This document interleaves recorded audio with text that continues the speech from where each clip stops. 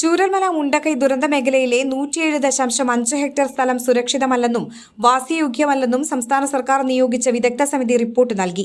ഉരുൾപൊട്ടി മണ്ണും പാറയുമടക്കം 50 ലക്ഷം ടൺ അവശിഷ്ടമാണ് ഒലിച്ചെത്തിയതെന്നാണ് റിപ്പോർട്ടിലുള്ളത്. 3 ലക്ഷം ടൺ മേൽമണ്ണ് മാത്രം ഒലിച്ചുപോയി. സമുദ്രനിരപ്പിൽ നിന്ന് 1500 അടി ഉയരത്തിലാണ് പ്രഭവ കേന്ദ്രം. 104 ഹെക്ടർ പ്രദേശമാണ് ഉരുൾപൊട്ടലിൽ തകർന്നത്. ഇതിനോട് ചേർന്നുള്ള 3.5 ഹെക്ടർ സ്ഥലം കൂടി അപകടകരമാണെന്നാണ് സമിതി റിപ്പോർട്ടിലുള്ളത്. ഉരുൾ ഒഴുകിപ്പോയ വഴിയും അതിനോട് ചേർന്ന് 300 മീറ്ററോളം വരുന്ന സ്ഥലവുമാണിത്. പ്രൊഫസർ ജോൺ മത്തായിയുടെ നേതൃത്വത്തിലുള്ള വിദഗ്ധ സംഘം റിപ്പോർട്ട് സംസ്ഥാന സർക്കാരിന് കൈമാറി. ഭൂമി പാറയിൽ വിള്ളലുകൾ വീണ പാളികളായാണ് ഇരിക്കുന്നത്.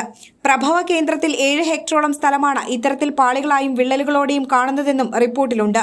അതിമഴ പെയ്താൽ വീണ്ടും അപകട സാധ്യതയുണ്ടെന്നും റിപ്പോർട്ടിൽ സൂചിപ്പിക്കുന്നു. പ്രാദേശികമായി ഉരുൾപൊട്ടൽ സാധ്യതാ മേഖലകൾ അടയാളപ്പെടുത്തണമെന്നും സമിതി നിർദ്ദേശിച്ചു. പുന്നപ്പുഴയുടെ നദീതട സംരക്ഷണം സംബന്ധിച്ച നിർദ്ദേശങ്ങൾ, കെട്ടിട നിർമ്മാണത്തിലെ നിർദ്ദേശങ്ങൾ എന്നിവയും സമിതി റിപ്പോർട്ടിലുണ്ട്. 36 ഡിഗ്രിയിൽ കൂടുതൽ ചെരിവുള്ള 300 മീറ്ററിലധികം ഉയരമുള്ള പ്രദേശം. കാലാവസ്ഥാ വ്യതിയാനത്തിന്റെ ഭാഗമായി 2 ദിവസങ്ങളിലായി പെയ്ത 572.8 മില്ലിമീറ്റർ മഴ. ദുരന്തമുണ്ടായ 30-ന് 2 മണിക്കൂറിൽ 50 മില്ലിമീറ്റർ മഴ ലഭിച്ചു. കാറ്റിന്റെ ഗതിമാറ്റം തുടങ്ങിയ ഘടകങ്ങളാണ് ഉരുൾപൊട്ടലിന് പിന്നിലെന്നാണ് കമ്മിറ്റി പറയുന്നത്.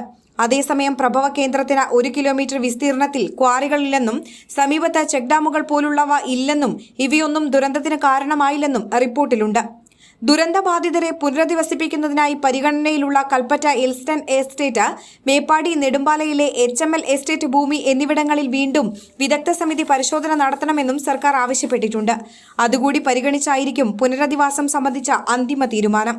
CWRDM principal scientist doctor TK Drishya, Surathkal NIT associate professor doctor Sreevalsan Kolathayar, ജില്ലാ മണ്ണു സംരക്ഷണ ഓഫീസർ താര മനോഹരൻ, ദുരന്ത നിവാരണ അതോറിറ്റിയിലെ hazard and risk analyst P Pradeep എന്നിവരും വിദഗ്ധ സമിതിയിലുണ്ടായിരുന്നു.